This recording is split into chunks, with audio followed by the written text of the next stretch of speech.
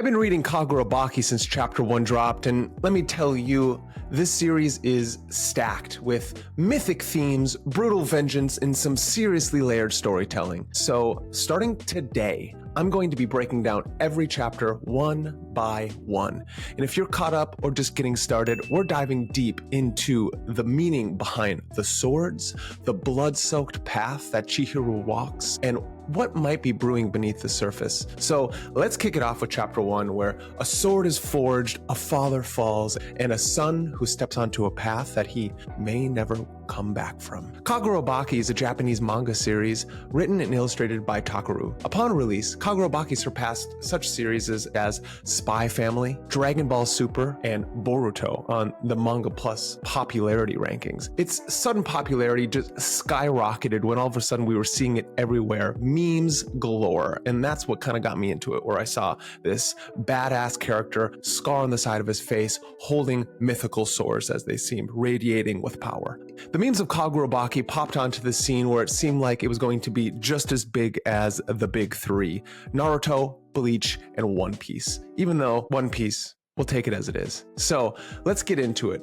Kagurabachi Chapter 1 Mission is a fast, bloody, and already packed with more emotional weight than most manga in 10 chapters. But beneath the bloodshed surface is a story about legacy and a sword that may carry more than just cutting power. Let's break it down. So to recap this story, Kagurabachi, just to give you a brief overview of chapter 1, what we really get here is a story of a father and a son. The father is teaching the son the art of the mythical swordsmithing, making these brilliant and beautiful katanas, these beautiful swords, the heart of the Japanese soul, the heart of Bushido, of the code of the warrior and the samurai. In the story, we get the son and the father, his very serious dad as he was making these swords, and then when he's out and about just normally walking around with his son in the home, cooking food, doing these things, the son seems to be more of the serious son, trying to make sure his father has his day-to-days taken care of. But then when they're making these swords, the father gets into serious mode, and you really get to see the true father figure and swordsmith master. The father of Chihiro, the main character, is Kunishige Rokuhira. He is one of the most brilliant, and if not the most masterful swordsmith of all time. And in this chapter, we're really getting an understanding of what this means. In the beginning of this chapter, why it hooks you right away is because you get to see this beautiful mythic art style coming to a father and a son forging a sword. Right away, we get this understanding that forging, also known as tenrin, is an important process in making Japanese swords. They go on to state, tamahagane, steel made from iron sand, is hammered thin, folded, and hammered again to strengthen it and establish the right carbon content. Through tenrin and several other highly skilled processes, that lump of steel is transformed into a beautiful, strong katana. Chapter 1 Mission. And from that, what we're getting there right in the beginning as they're describing how to make a sword forged from fire is you get a father and son forging these swords together. When you turn the page, you get this amazing spread of Chihiro. It looks like he's a little bit older and he's using a sword to slice through his enemies. It's epic beyond measure.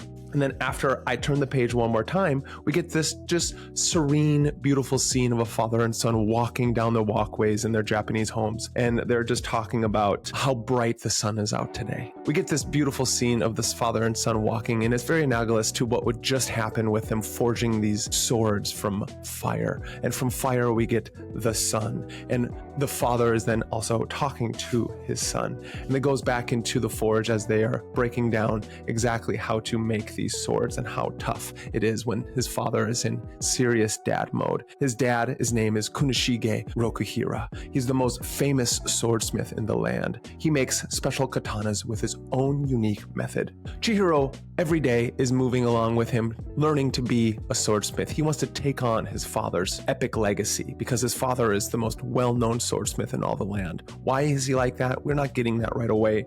But what we do get is from the scene of him forging these swords and hammering and hammering and hammering, adding that fire to this metal, to this carbon, we cut to another scene. We cut to the scene of these 3 small little fish. And his dad walks into that scene and he's so happy and he's all like, look what I got. It's such a drastic change from his serious dad mode. And his son's like, oh, what are you doing? As his son's just writing. He's all like, I scored fresh goldfish. And the son's like, I don't really understand, but okay. And these goldfish are 3 different colors, one red, one black, one tricolored. And his son's like, well, what, I don't understand. His dad's all like, well, the red one attracts good fortune. The black one wards off evil. And the tricolored one, well, the tricolored one's just for fun. And the son's like, okay, Dad, you're a little silly. And it cuts to it a little bit more. And because the son's like, well, Dad, that's just one more responsibility for me. And the dad's like, oh, what do you mean? Let's just do this, you know? To me, right away in this chapter, everything that's being laid down is foreshadowing for future content of what's going to be written. So right away, this is beautifully written. We're getting a lot of foreshadowing, a lot of analogy, a lot of metaphor. You know, a sword made from hammering and fire and heat to make this beautiful sword is most likely going to be a metaphor and an analogy for what Chihiro is going through being forged through fire to become the man we will see throughout this whole series.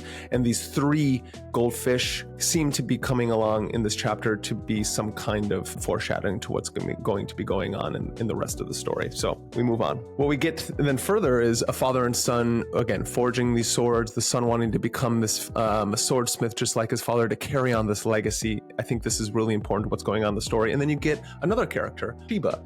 Seems to be a really lax character, as in he's a really relaxed man. He's walking up to the house with a blazer over his shoulder, and he's all like, hey, I brought some souvenirs. And they're like, oh, how you doing? So it's just like a everyday friend stopping by. The friend feeds the goldfish, and they're like, don't kill the goldfish. What we get there is that Shiba starts giving us more of a backstory. Shiba does this in this chapter where he's doing more narration to kind of give the audience a little more knowledge about what's going on in the past. He says, well, Kunishige, the father, is actually an amazing and great teacher. He's like, you know your dad.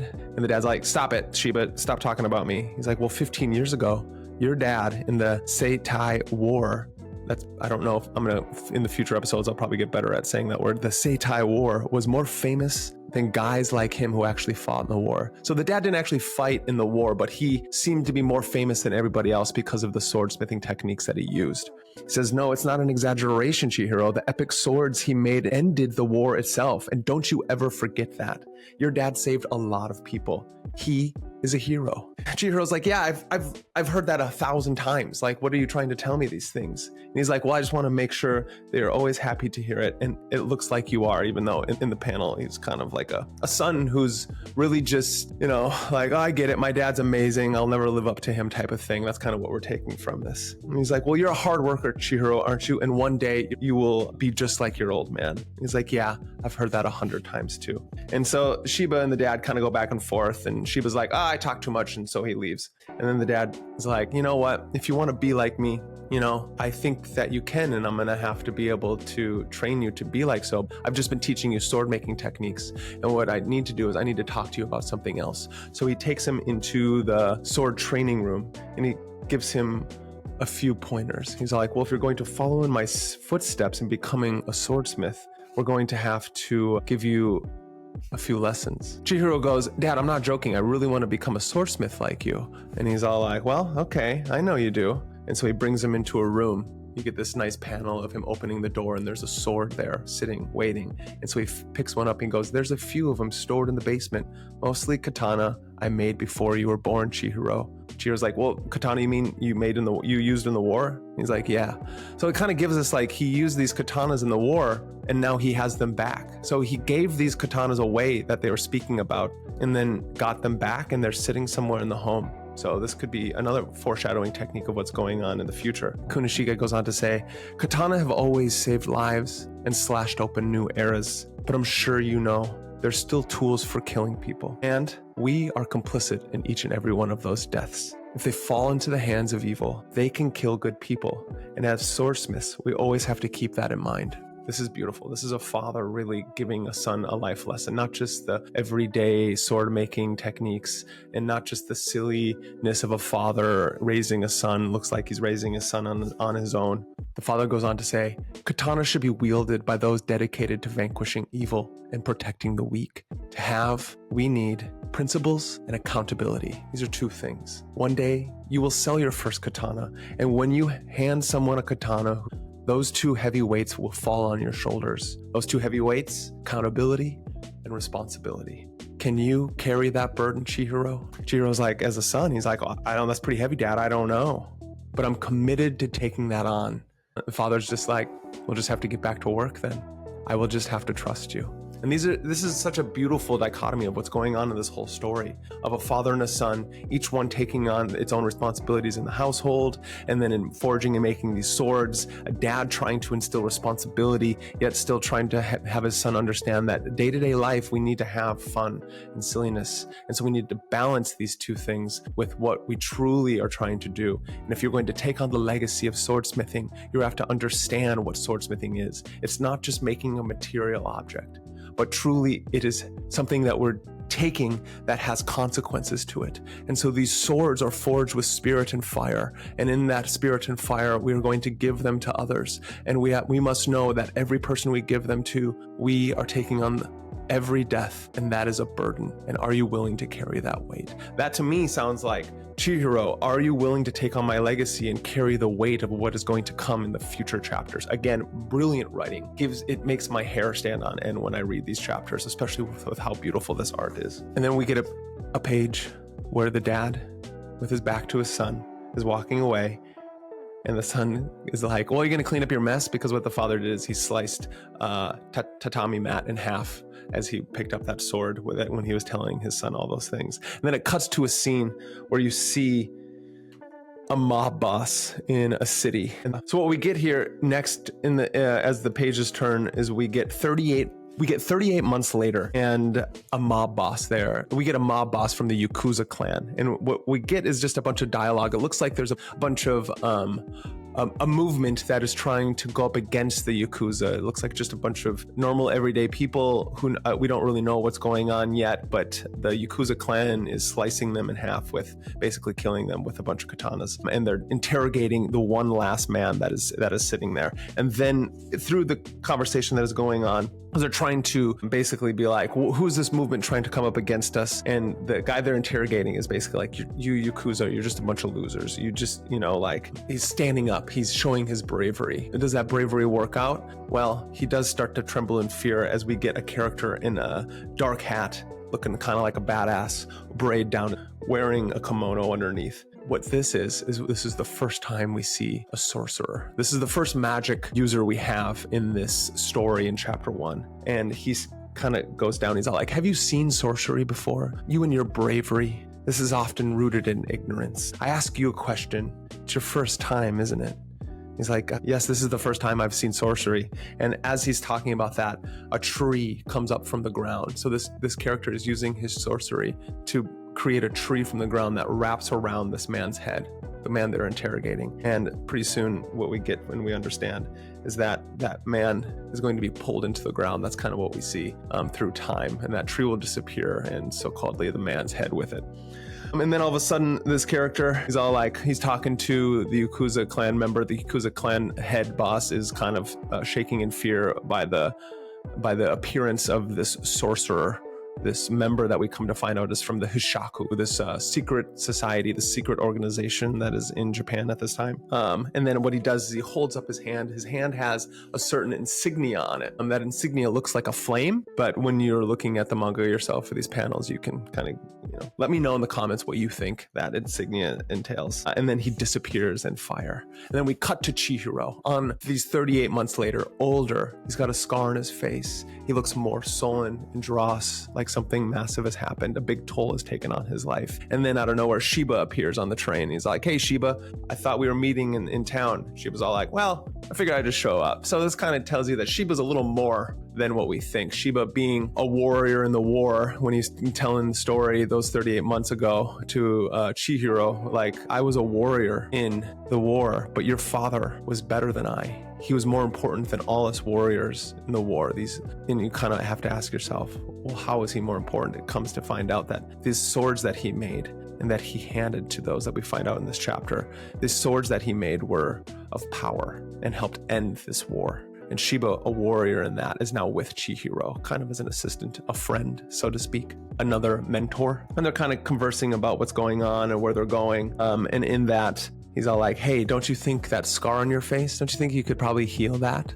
And Chihiro looks at him and he's all like, why would I want to heal that? This scar is a memory. This scar is something I look at every day. and it helps me on my path of vengeance. This path of vengeance, again, if Chihiro is alone, we kind of understand that the father's not around anymore, that something happened, that now the legacy of just becoming a swordsmith has kind of changed. He's no longer a swordsmith, but he must take that legacy on to avenge his father. What happened to him, I guess we'll find out in future chapters. As the story goes on, they're walking and he's all like, those Yakuza are connected to them. The Korogumi Yakuza, the city is ruled by them. So we come to find out that the people that were being killed by the Yakuza clan, they were actually being killed because they were standing up against the Korogumi Yakuza clan.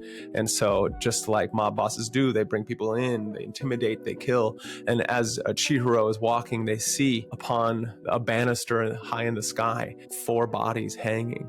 And so this is a symbol from the Yakuza to say, any movement coming up against us, this is what you will find. You will find yourself hanging because we will take care of you, as in you will no longer stand against us. So they're talking about, Shiba and Chihiro are talking about they have this lead, and it leads them to the Korogumi Yakuza clan. So they're looking for somebody that is, some group that is not that. And with what's going on in the manga, we can see probably that it has to do with the sorcerer. We do come to find a name here in this chapter, and it's the Hishaku. So I'll tell you about what Hishaku means later. But as Chihiro's looking at these members, he's like, oh my God, look at what's going on. Okay, this is something that I must deal with. As any great warrior must stand against evil, a warrior, a true warrior, a warrior of the heart, forged by fire, with a father's love instilled, they must go up against the great evil. That great evil is anything that stands in its way to its true path, and that true path is its legacy. You can see how these dots are starting to connect as they're lined up. So Chihiro truly has the warrior spirit within him, and he wants to go up against all who stand in his way of his true goals, which is to avenge his father and to go after anyone who is basically evil in this world. Not just anyone, but those who have anything to do with whatever happened to his father, which we haven't found out yet. And again, these panels are beautiful. This art is amazing. And what we're truly getting is, as they're walking through, they're listening to the crowd and they hear and see these bodies. Then all of a sudden they see the Yakuza Kurogumi clan. They see the building that they're all in, and then there's a bunch of Yakuza clan members outside just laughing and talking amongst themselves.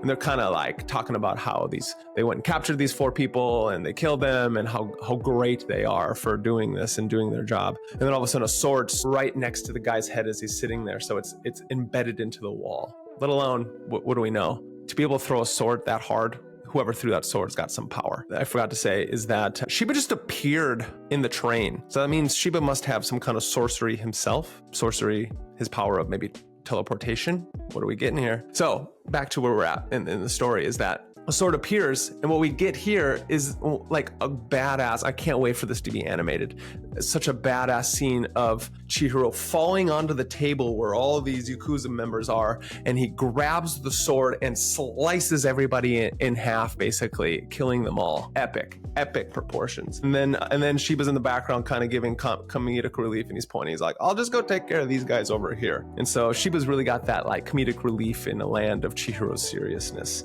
But these scenes are amazing with him slicing these people in half. And so you can truly see the kind of dedication that Chihiro has as he's walking in and just starts slaughtering all these bad guys, these Yakuza members. And then in these panels, you're getting the darkness around them with Chihiro's eyes. There's something with the eyes in all of Japanese anime and manga that really depicts emotion and really shows you the seriousness of the situation. And then we get the narration from Shiba where he's talking about, hey, boss, the guys are slacking off over here, as Shiba's talking to Chihiro. And he says, the kid, he's the son of Kunishige Rokuhiro. Have you ever heard of him? And it's one of those things that, like, obviously everyone in the area in Japan has heard of Kunishige Rokuhiro, the legendary swordsmith. And he goes on to talk about it. Kunishige Rokuhira, the master swordsmith, famous for his special technique that nobody else can do. And it's the mob boss standing there. What do you mean? What do you want? Chihiro standing in the darkness with the light behind him. You see, I come to ask you something. And also, I can't allow slime like you to wield a katana. And this is the scene where we're really calling back to the father, talking to him about how important it is that you carry the responsibility and the accountability of every sword made and everyone given. So we don't even know if Chihiro or his dad made the swords. He probably didn't make the swords that these people are using. But since they are swordsmiths, they're taking on that legacy of who wields katana. Katana shouldn't be used for these evil people. It should be used for good, to help. So Chihiro walks in here and you get this epic scene. Everyone's like, kill him, and they start running after him. And you get the narration of Shiba in the background where he says, Kunishige Rokuhira imbued his katana with sorcery. The katana he made were enchanted blades with special powers. Chihiro has two blades at his side, one the katana, the other the wakizashi. The katana is the longer blade. The wakizashi is the shorter. One on the top is the katana. He puts his hand on it and he opens it. A little bit of water comes off of it, as in like it's imbued with the sorcery. And at the same time, he used the invocation, the incantation, as sorcerers do, as magicians do, as people who wield magical power. And he says, Enten. Brilliant. So Enten is the name of the sword. And as he pulls the sword out, you see in this image, you only see the black fish and the tricolored fish swirling off the katana, swirling around Chihiro. And everyone's like, oh my God, what? And then Shiba says in the background, the katana that boy wields was Kunishige's last, the one he gave his life to make. And then Chihiro says, invokes and incants Kuro. And the blackfish comes out of it and completely encompasses Chihiro. And then he slashes through everyone. And a katana normally can only slash right in front of it as long as the katana is. But as he uses the incantation and the invocation of Kuro, that slashes through every bad guy in front of him. So it extends his powers. And then he does this badass flip through the air, killing everybody in sight, and then comes down on them as blood is everywhere. And he's standing there in his superhero anime main character pose on the ground with his sword. And then he uses one more incantation, Nishiki, and he slices. And we get the tricolored fish around that. And then all of a sudden it's Shiba after that. And we don't see what Nishiki can do, but you just see the aftermath. And all you say is Chihiro stating, tell us what you know, to the mob boss about the Hishaku. And he's like, who is the Hishaku? What are you talking about? Chihiro's like, you know who the Hishaku is. He says, well, he's like, you don't want to deal with those guys. Those guys are monsters. Hishaku, those guys are monsters. If you want to pick a fight with monsters like that, you're insane. Chihiro looks at him and says, do I seem sane to you? I don't care if they're monsters. I have to cut them down. End of chapter. Epic proportions. This chapter is epic. The beginning of an epic manga, the art is amazing. And so let's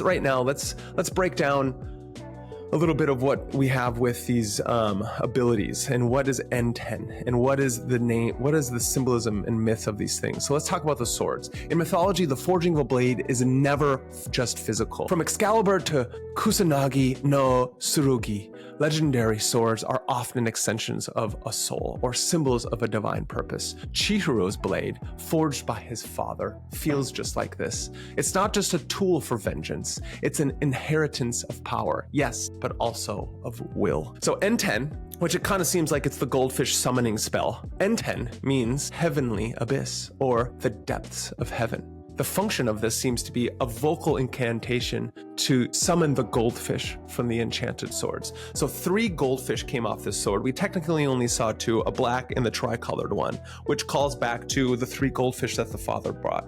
The 3 being the black, the red, and the tricolored, right? These 3 goldfish, good fortune, warding off of evil, and something just for a little bit of fun. And that's what's so beautiful about this. And what I forgot to talk about was the scene where Chihiro's father is talking to the fish, and his son walks in and is like, we gotta eat, Dad, what are you doing? He's like, well, I'm just talking to the fish. The fish are talking back to him. I think that is his way of showing love and really trying to understand these goldfish, just as if like what we get in like Chinese martial arts, for instance, in Kung Fu, we get the masters or those who are training these things studying the tiger, studying the mantis, studying the leopard, studying the monkey, studying the crane, and just studying animals to try to understand them so they can imbue the power in their own bodies. That's kind of what I think, what I would presume, or tell me in the comments, what do you think? I presume that the father was doing as he's talking to these fish. He's having an intimate moment. He's having a moment where he can understand their movements. And then what does he do with these fish? Great foreshadowing. He puts that power of the fish and what's going on with his son, and he imbues it into a katana. He imbues it into Enten. Amazing. So what do we get from there? So from Enten, we get Kuro, the black goldfish. It's an offensive technique, meaning the kuro is a black color of sediment in a still pond. It also connects to Neihan, meaning nirvana, or supreme enlightenment in a Buddhist context. And its function here of what we can see is a heavy attack, a heavy offensive technique. Its purpose, warding off evil, bad luck, and it is a powerful heavy range slash. And that's what we see. He walks into a land full of evil Yakuza members. He uses the invocation, the incantation of Enten to enliven the sword, and then says the words Kuro and annihilates all evil in his path. From Kuro, we then get to see the tricolored fish, the Nishiki. We don't see what happens, but we can kind of understand that everything after he said that, we get just everyone's dead besides the one bad guy. So Nishiki, 3-colored goldfish, potential ultimate technique, meaning brocade, a rich multicolored fabric tapestry symbolizing beauty and elegance. In a little cultural context, we get that the Nishiki is a type of Japanese multicolored woodblock printing as well. The possible power I'm kind of seeing is that it's an unrevealed, but it's implied to be a devastating technique, finishing move. It's a finishing move as seen in the bloody aftermath in that chapter 1. The symbolism of the Nishiki koi are associated with love and happiness for children, linking the enchanted katana to a protective legacy of Chihiro's father, Kunishige. Now, the bad guy with the hat and the braid and the symbol, as he pulls up the tree, roots itself into the ground and comes out of the ground. His sorcery, maybe he has got more power. He's from the Hishaku, these sorcerers. Hishaku, upon further investigation, means miraculous help, with being the first kanji of Bishumonten, the Buddhist god of war and punisher of evildoers. So it's kind of interesting. So a possible motif here is that the sorcerers conjuring cultural significance in objects and animals, such as bonsai trees like we see. This is a bonsai tree coming out of the ground with potential for more Japanese cultural references throughout these Hishaku, no matter whatever all the other sorcerers in this organization are doing. The wordplay for Hishaku is also a pun on hisaku, meaning secret plan. So there's something going on here with the Hishaku organization appearing to use traditional Japanese motifs in their sorcery, hinting at a deeper connection between magic and cultural heritage. The warding off of evildoers is an interesting thing, that Hishaku means secret plan and the punisher of evildoers. So that's interesting. So what's going on underneath here with them thinking that they have some divine plan to crush what they believe evildoers to have? And this is another motif that goes along through many different Japanese manga and anime. Naruto kind of comes to mind, for instance, that all the bad guys in Naruto thought they were doing the good, but actually they weren't. It's just a mislaid plan of broken hearts and broken dreams. So let's give a little overall symbolism and themes. We get the enchanted katana and its goldfish representing Chihiro father's protective love and mastery, and with each goldfish embodying distinct techniques and thematic elements related to Buddhist, Shinto, and traditional Japanese culture. The use of the koi and goldfish suggests these themes of transformation, protection, and legacy. And the Hishaku, definitely a connection between magic and cultural heritage. So this is where we're at. We get a boy on a path of vengeance, seemingly to use a sword that his father created, the 7th sword of 6. 6 magical enchanted blades used at the Siete War. A father trying to instill love into his son, trying to instill hard work and discipline and responsibility and being accountable for his actions. Now we see a son with a scar on his face and vengeance in his eyes. This series is going to be epic, and one day it is going to be animated, and I can't wait for that. But for now, we're going to go chapter by chapter as we break down the significances in this epic manga. That's it for chapter 1, and I'm so psyched and looking forward to the rest. I'm hooked, and I hope you are too. This is a clean story, crisp art, and heavy mythic themes. What do you think the swords really are? Where are the swords? Who has them?